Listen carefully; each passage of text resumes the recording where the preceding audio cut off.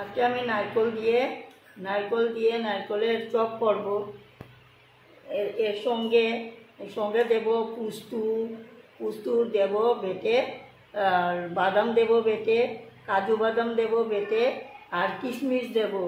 এর সঙ্গে এই কটা 4টা জিনিস অ্যাড করব। সঙ্গে আলু সিদ্ধ করে রাখা আছে, ওইটাও দেব। এটার সঙ্গে আপনারা সঙ্গে থাকবেন আর দেখতে থাকবেন পুরো ভিডিওটা। আপনাদের কেমন লাগলো দেখবেন। বন্ধুরা দেখেন, আলু সিদ্ধ দিয়ে রেখেছিলাম, আলু সিদ্ধটা দেখেন এই যে। আর এখানে কাজু কিশমিশ বাদাম বেটে নিয়েছি, আমি মিক্সারে করে বেটে নিয়েছি। আর নারকেলটা বেটে রেখেছি, এখন এটার সঙ্গে অ্যাড করব। নারকেলের চপ করব।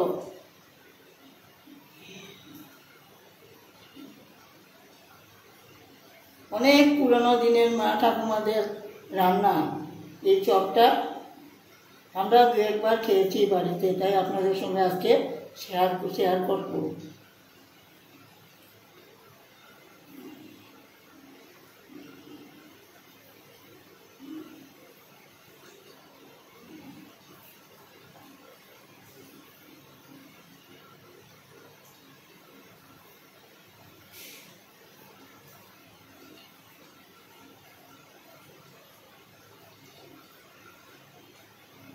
এই নারকেলটা দিয়ে দিলাম, বাটা নারকেল। আপনারা চাইলে আরো বেশি করেও দিতে পারেন, আমি কম দিয়েছি, একটা পুরা গোটা নারকেল দিয়েছি।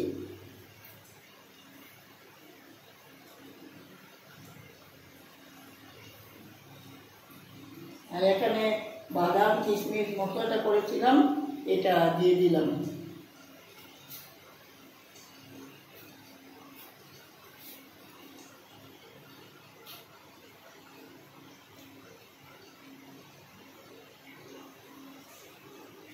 অল্প কালি জিরাও এখানে অ্যাড করে দিলাম, কালি জিরা গন্ধটা ভালো হবে এই জন্য।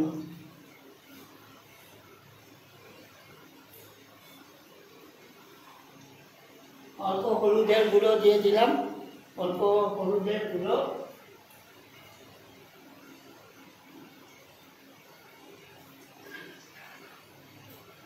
আর অল্প শুকনো মরিচের গুঁড়ো দিয়ে দিলাম, বেশি দেবো না, বাচ্চারা খাবে না।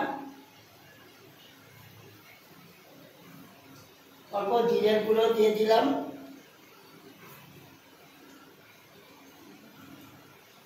অল্প মিট মশলাও দিয়ে দিলাম, আর চাট মশলা এটার সঙ্গে দিয়েছি। যে লবণটাও দিয়ে দিলাম,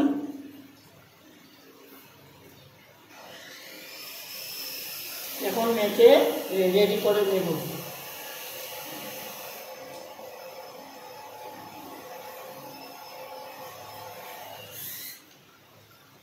নারকেলের চপটা খেতে দারুণ হবে, আপনারা বাড়িতে বানাইয়া খাইবেন, তারপর দেখবেন কেমন লাগে। আমাদের বাচ্চারা নারকেলের বড়া খেতেও ভালোবাসে, বড়াও হয় নারকেল দিয়ে, আর চপও হয়, কাটলেটও বানানো যায়। আপনাদেরকে আরেকদিন নেক্সট কাটলেট বানিয়ে দেখাবো।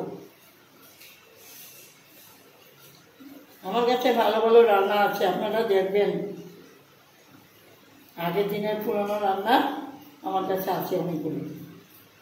মা ঠাকুমারা রান্না করতো, আমার মা নেই কিন্তু রান্নাটা করতো আমার মনে আছে, তাই আমি এখন বানিয়ে দেখাবো, আপনাদের সঙ্গে শেয়ার করবো। আর এখানে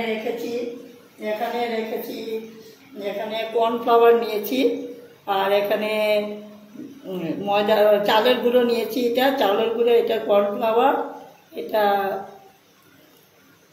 বেসন নিয়েছি, ভুলে গেছি।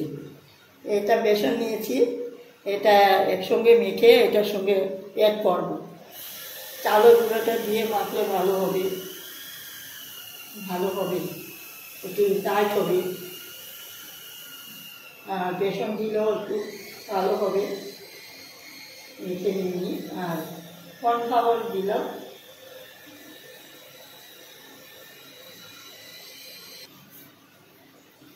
ময়দা রাখছি।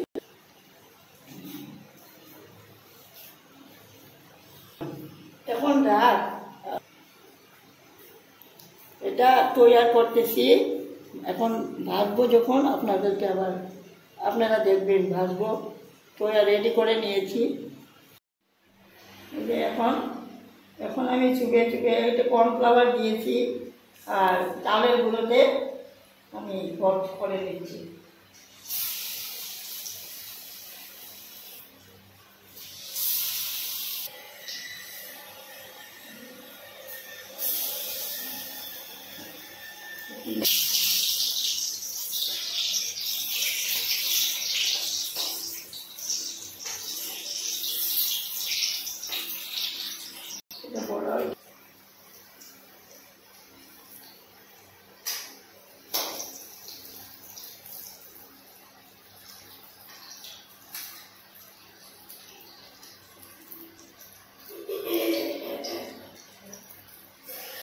সুন্দর দেখা দিচ্ছে।